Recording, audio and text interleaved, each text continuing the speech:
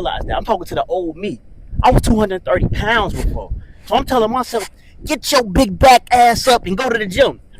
Had this little BBW hit me up like, that's not nice to talk to people like that. Da, da, da, da. You're taking it personal, baby. That means you're not doing what you're supposed to do. I thought you put all these statuses talking about you big and beautiful and you proud. How you taking this personal? Sometimes people got to realize if the shoe fit, wear that motherfucker, walk it out, and go put in that work. You hear me? Low key, hustling, out the way. Some people text my phone just to see if I'm okay. Some niggas and some hoes don't like me, and that's okay. Sometimes you gotta sit alone just to find your way. I've been low key, hustling, out the way. Some people text my phone just to see if I'm okay. Some niggas and some hoes don't like me, and that's okay. Checking in on this beautiful Saturday. We at Governor State University. I'm with my boy Nico. How you feeling, brother? Hey man, I'm out of 10 today. Definitely excited that we finally got the link up and make What's this some of happen. the challenges you come across in your journey to recovery and becoming a better man that sometimes want to take you back to that old Nico? Hey man, I tell you what, if it wasn't for that weight room and being able to go out for a run, I just believe, I think as I expressed before, anger was one of my first addictions. Before I drank, before I smoked marijuana, any of that, anger. And you got to look at it for what it is. Anger actually arises adrenaline, which releases dopamine on a scientific level.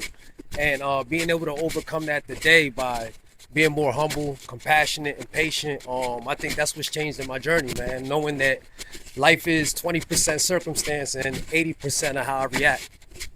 I feel that.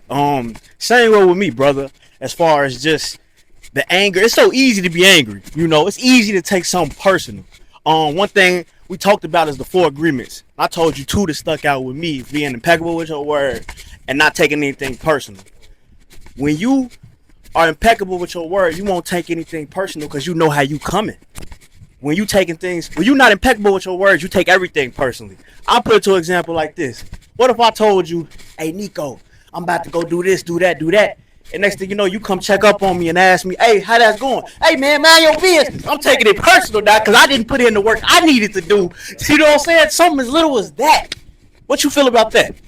The taking anything personal, right? That for me definitely resonated because, we wear scars. Coming from where we come from, right? Ego, pride, vanity, right? 9 times out of 10, you're gonna take anything from a personal standpoint because we come from a lifestyle and a culture that we're gonna find any little way to be able to poke at that bulletproof vest. Yeah. You understand what I'm saying? And let's park up right here, bro. Taking things personally for me, we're coming from the 4 agreements, and it says not to take anything personal.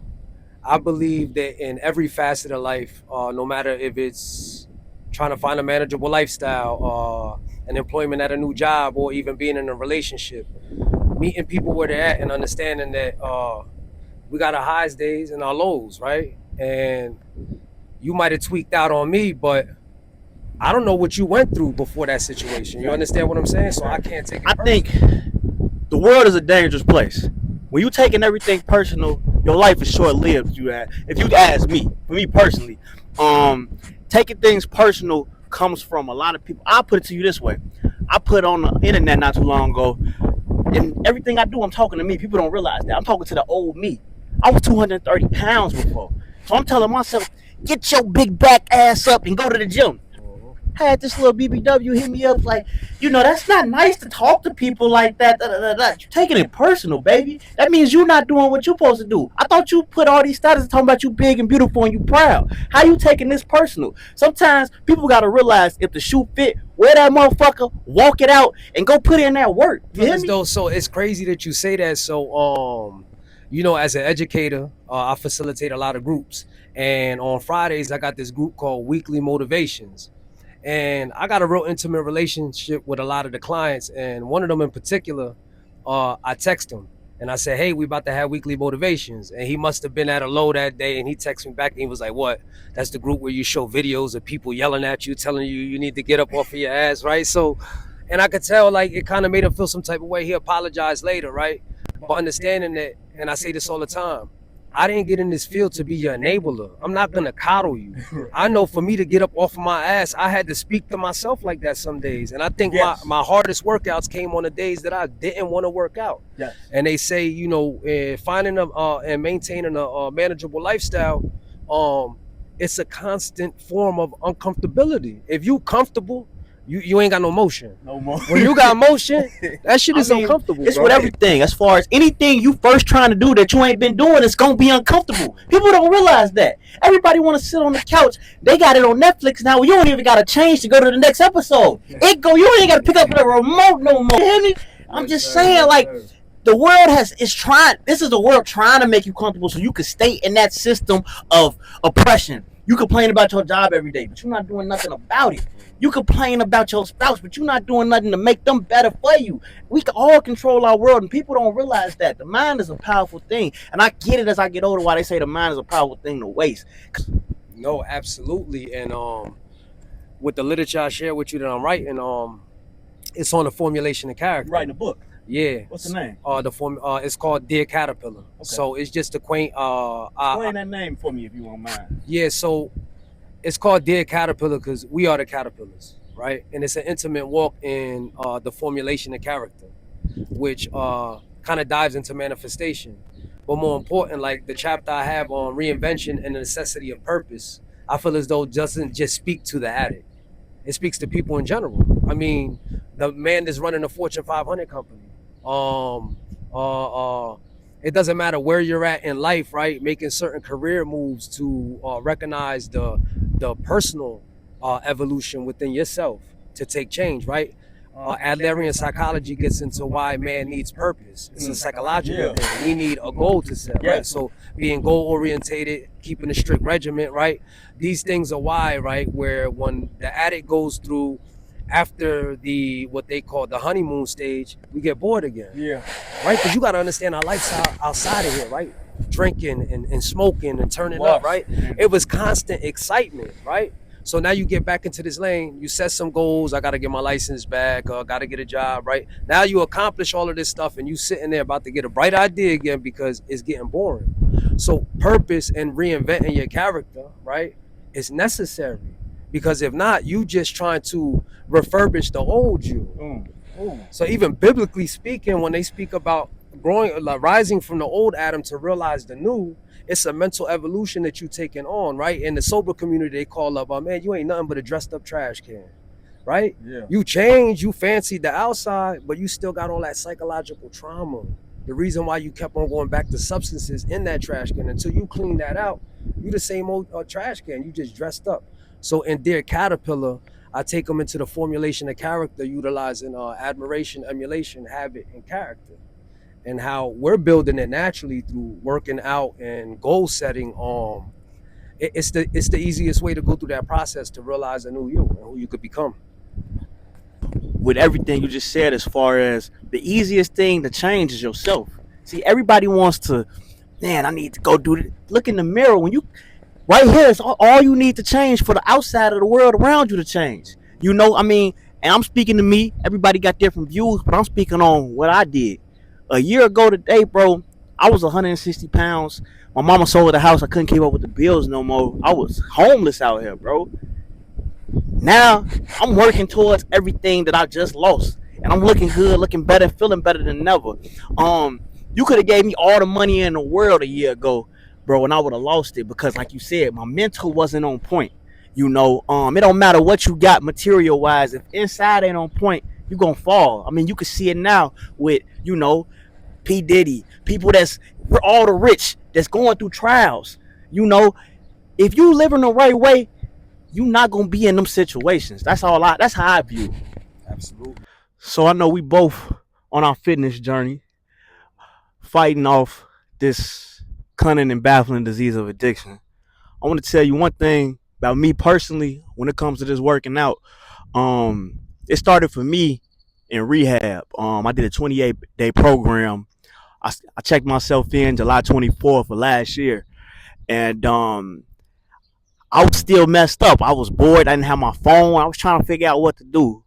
Something just came to me like, bro, do 25 push-ups in segments and make that 100, do 100 a day. Then they had a little pull-up bar. I started doing that. um like you said, whatever you do, it ain't gonna be easy. It wasn't easy, but that trend started there, and I worked my way when I first got to Lifehouse. Early morning, I wasn't working yet, had to sit down for the first 30 days. Got up early in the morning, worked out. I started to build a habit. So now, fast forward to here I am now, feeling and looking better than ever. Working out, it helped my mental, um, as well as the physical, and I feel like they go hand in hand. When I look myself in the mirror, I feel like I look good, and that helps with my mental, because it was a time where I was doing drugs and drinking. I wake up in the morning looking a mess. I barely could look myself. I remember times I would be brushing my teeth. I barely wanted to look in the mirror, literally, and I know how that feels. What does working out do for you? How did it start for you? Oh man, there's levels to what it's done for me. For instance, 2020 till now marks the longest I've been a free man since I was 14 years old. Wow. Yeah. Um, from the age of 14 to 26, I was incarcerated. Um, I had an old head tell me one time I was doing life on an installment plan, and it was sad, because like I said, I got addicted to the lifestyle. So I was a crash dummy, man. But I used to glorify it back. It's been 10 years now that I started working out this time, and I haven't stopped. And reflecting back for the past 5 years, I was asking myself, what is it I'm doing now that I finally overcome that demon in my life of constantly being incarcerated, in and out of jail, always being a dude that's just coming home. And when I looked up, I was like, damn, I don't stop working out. Because even throughout my substance abuse, right? So I'm a liquor drinker. I don't drink beer, wine, none of that. I drink straight liquor, and I like smoking weed, right? And I only go into like 3-week binges. So I'll fall off for like 3 weeks, maybe 4 weeks at the most. And then I'll pick back up again, start running, start working out again, right? So I've been constantly preserving myself. And I found that it's because of this strict workout regimen that I haven't crashed out.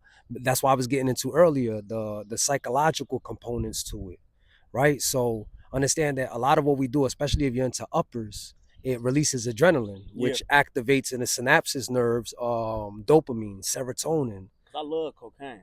Right? You understand what I'm saying? Yeah. So it's the same algorithm, right? But we're no longer using substances. I get what they call a runner's high. That's why I go out for 2-3 hour runs. I'm still getting the same thing, but we're doing it in a more conducive manner where it's building us up now. Progressive. Yeah. Yes, a progressive manner. So what working out for me looks like today, that's my medication. 3-4 times a week. If not, like, I know you'll find yourself sometimes getting irritated if you ain't work out in a day or two. You know what I mean? Yeah. I mean, to piggyback off what you said, when it comes to a habit, to break a habit, you have to start another habit, basically. You have to replace what was giving you a sensation with another sensation. It's not gonna be easy. It's gonna be tough.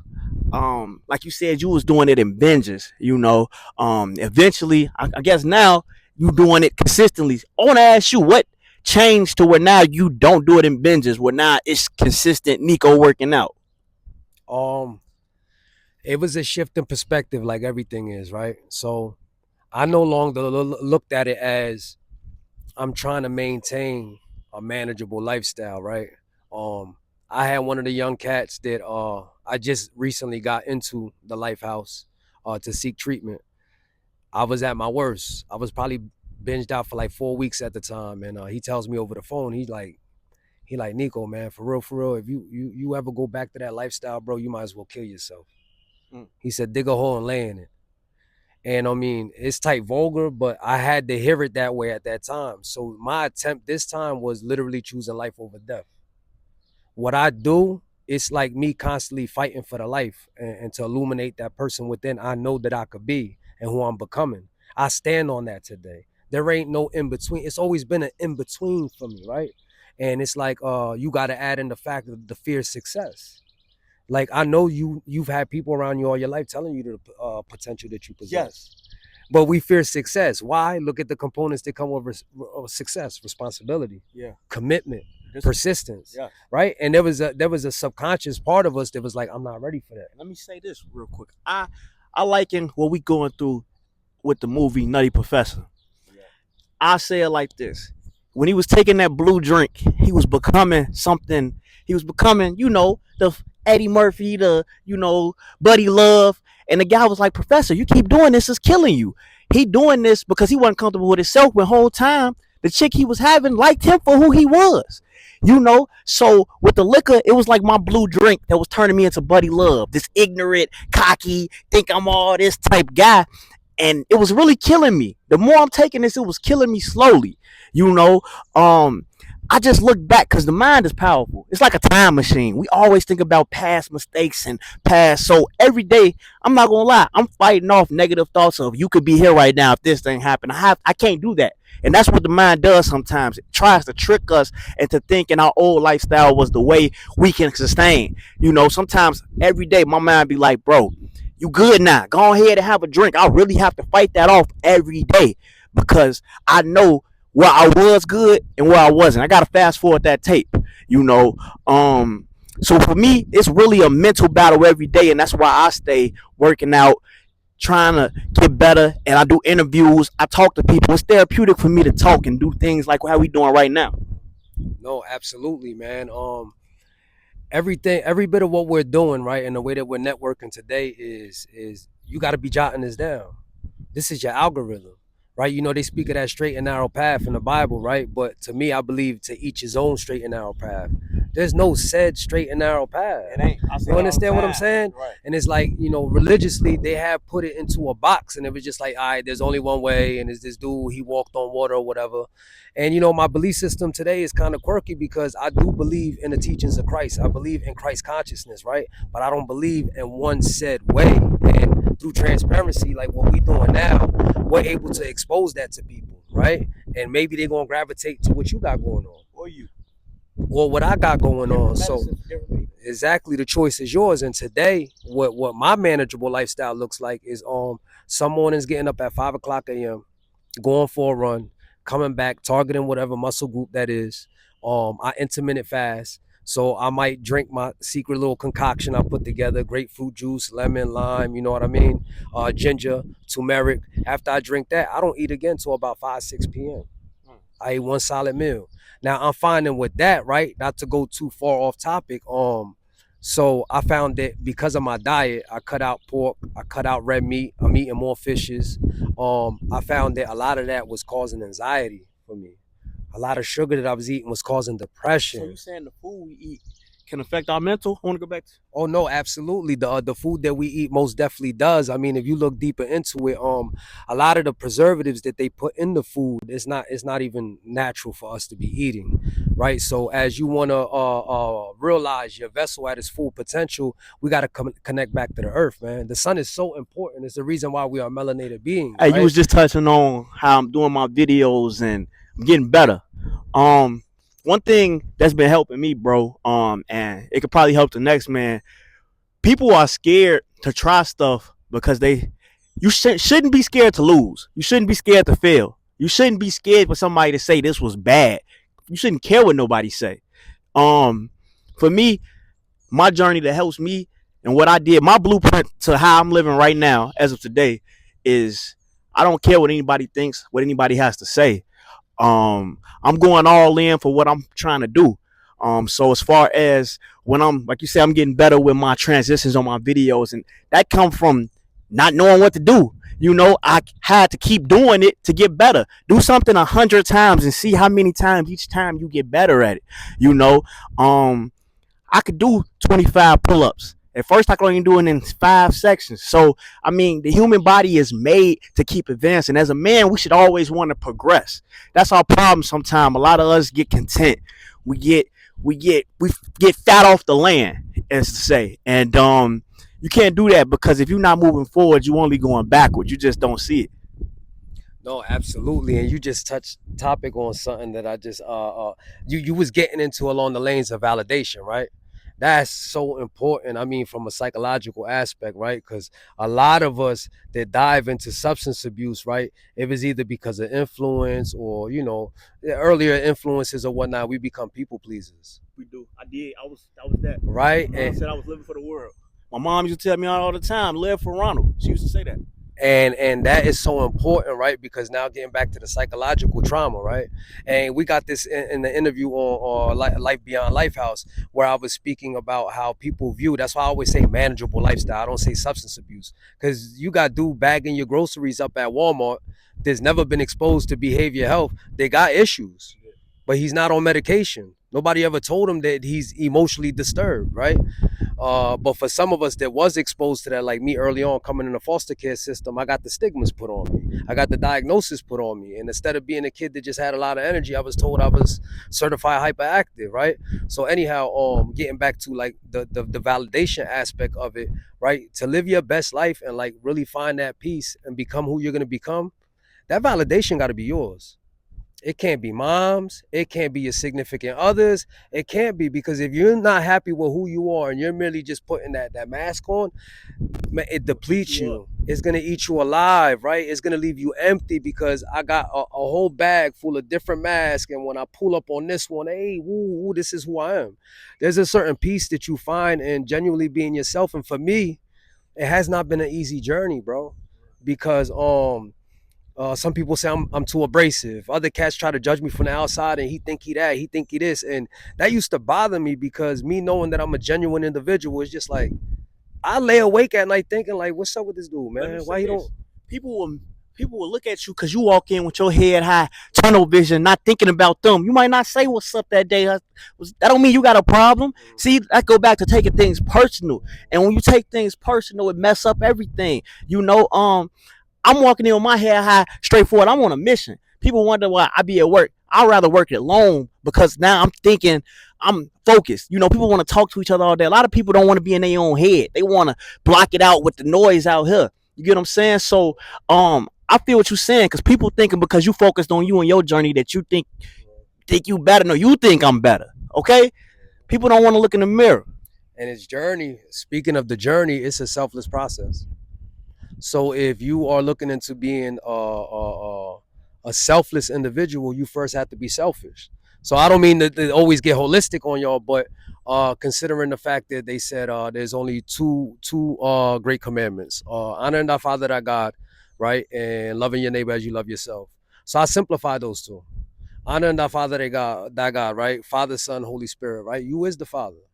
To honor my father is to honor who I am. How do you honor your dad today? Is he not proud of what you're doing right now? Your mother, are they not proud? You are honoring your father by doing what? Taking care of yourself. Yeah. So in the midst of taking care of yourself and learning how to love yourself, you learn to love your neighbor. I can't reciprocate the sentiment of love if I don't love myself. So when I got to this aspect of my journey, I'm raising 3 little girls. I'm the exemplification of what she's going to expect in a man. So I first got to learn to love me. So therefore, when I say I love you, she see it, she feel it. She don't just hear it. She know, because I'm an exemplification of what that love is. You know what I mean? So that's truly diving into the journey.